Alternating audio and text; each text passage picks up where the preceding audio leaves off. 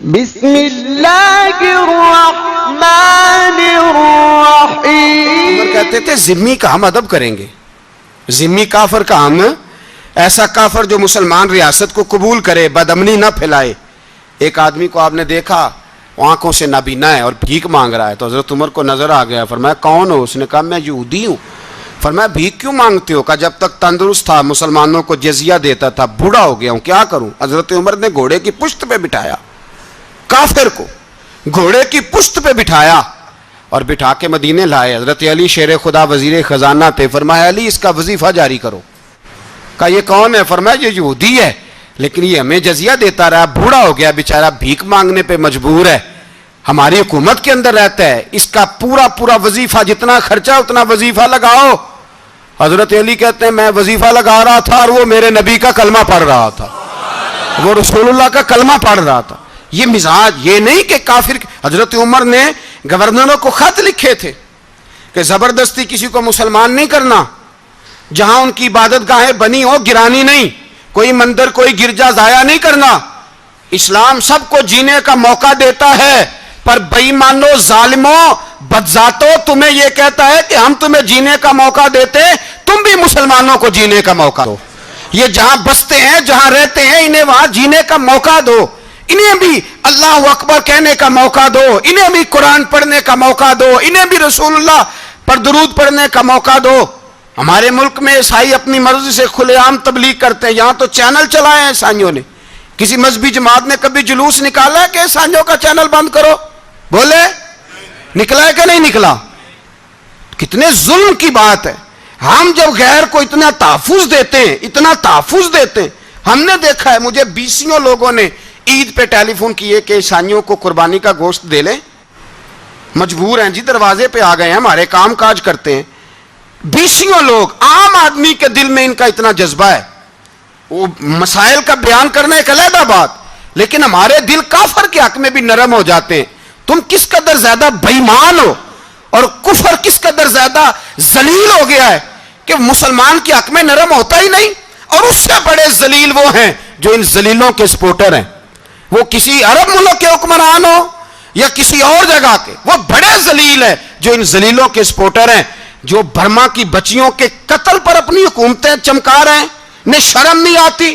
اس قدر مسلمان تڑپا ہے لیکن ان بے غیرتوں کو ذرا ہوش نہیں آئی. اور یہ ان کے کماش، ان کے دلال جو ہر جگہ ان کی سپورٹ کر کے اپنی حکومتیں قائم کرتے ہیں، بے ایمانوں کو پتہ نہیں کہ کب ان پر اللہ کا عذاب اترے گا اور کس طرح ان کے پرخشے اڑیں گے. تمہیں اپنی ذلت اور رسوائی نظر نہیں آ رہی کہ زمین کس طرح تمہارے لیے تنگ ہو گئی ہے؟ اس سے زیادہ اور تمہاری رسوائی کیا ہوگی؟ ڈرو اللہ سے.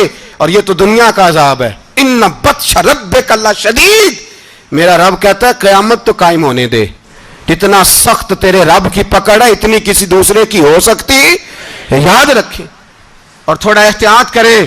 ہم سب لوگ بھی، جو ہم لوگ آدھی زبان بول کے بھی ان کی سپورٹ کرتے ہیں، اب شرم آنی چاہیے ہمیں ان حکومتوں کی سپورٹ کرتے جو مسلمانوں کی لاشوں کے اوپر حکومتیں قائم کرتے ہیں. شرم آنی چاہیے. بہرحال بات دور نکل جائے گی اور میں اپنے مضمون پہ رہتا ہوں. اہل بیت کا پیار اگر سکھایا ہے تو جناب عمر نے سکھایا ہے رضی اللہ تعالی عنہ.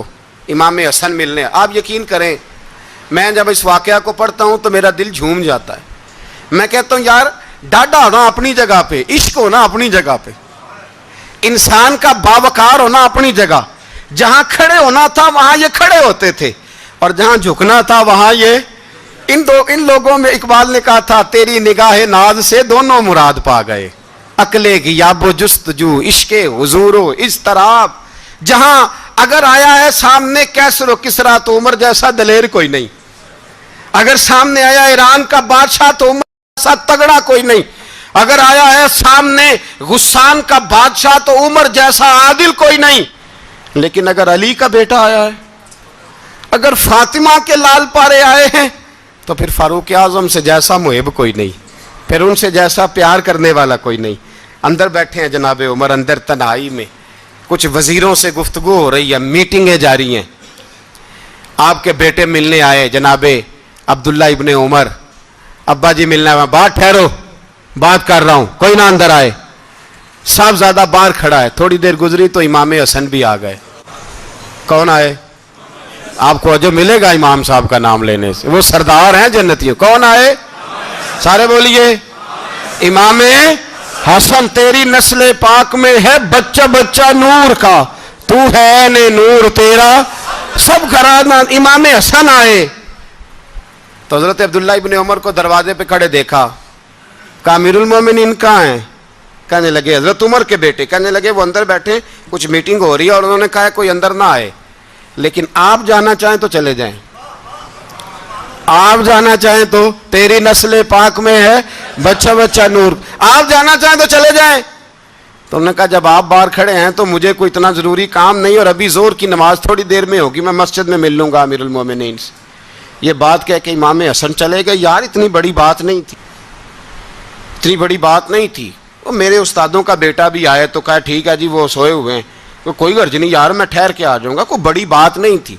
देखा जाए तो बड़ी बात नहीं थी, पर बात बहुत बड़ी थी, इसलिए कि ये खाली हसन नहीं, ये हसन इब्ने अली है, ये हजरत फातिमा के लख्ते जिगर। हजरत उमर बाहर निकले, अब्दुल्ला इब्ने उमर से पूछा कोई आया तो नहीं? तो कहा हुजूर इमाम हसन आए थे। तो कहा फिर शहजादे को अंदर क्यों नहीं भेजा? कहा मैंने कहा था। वो कहने लगे अगर अमीरुल मोमिनीन मसरूफ हैं तो मैं जोहर में मिल लूंगा। हजरत उमर रोने लगे, फरमाया बेटे तूने अच्छा नहीं किया। फिर मस्जिद नहीं गए, सीधे इमाम हसन के दरवाजे दस्तक दी। इमाम हसन बाहर आए, कहा शहजादे आए थे तो मिले क्यों नहीं? तो इमाम हसन कहने लगे हुजूर आपका अपना बेटा दरवाजे पे खड़ा था, आपका अपना बेटा दरवाजे पे खड़ा था, और मना भी किया था आपने तो मैं जोर में मिल लेता। हजरत इमाम हसन फरमाते जोशे जज्बात में जनाबे उमर ने सर से पगड़ी उतार दी, जोशे जज्बात में। कहने लगे हसन मेरे बेटे का और आपका क्या मुकाबला? क्या उसकी मां का नाम फातिमा ज़हरा है? क्या उसकी नानी का नाम खतीजतुल कुबरा है? क्या उसके नाने का नाम मोहम्मद मुस्तफा है? आपका और उसका क्या मुकाबला? फिर रो पड़े और कहने लगे बेटे मैं मक्के के सहराओं में ऊंट चराया करता था, ये जो मेरे सर पर इज्जत के बाल हैं ये तेरे नाने के उगाए हुए, मैं मक्के के खबरदार शहजादे खबरदार। ओ भाई अहले बैत नबुव्वत के अदब का रंग अगर सिखाया है तो सैयदना उमर ने सिखाया है। हजरत उमर फारूक अथॉरिटी है, इस्लाम की अथॉरिटी।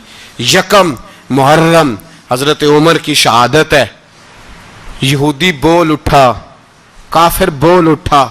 अगर 6 महीने उमर दुनिया में और रहते तो दुनिया में कोई काफिर मौजूद न होता। 6 महीने।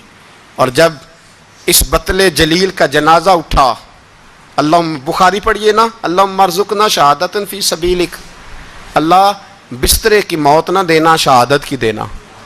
उमर शहीद हुए, मस्जिद नबी में नमाज पढ़ाते, और जब जनाजा उठा तो मदीने का फिर पीछे जो दलेर बचे वो मौला अली थे।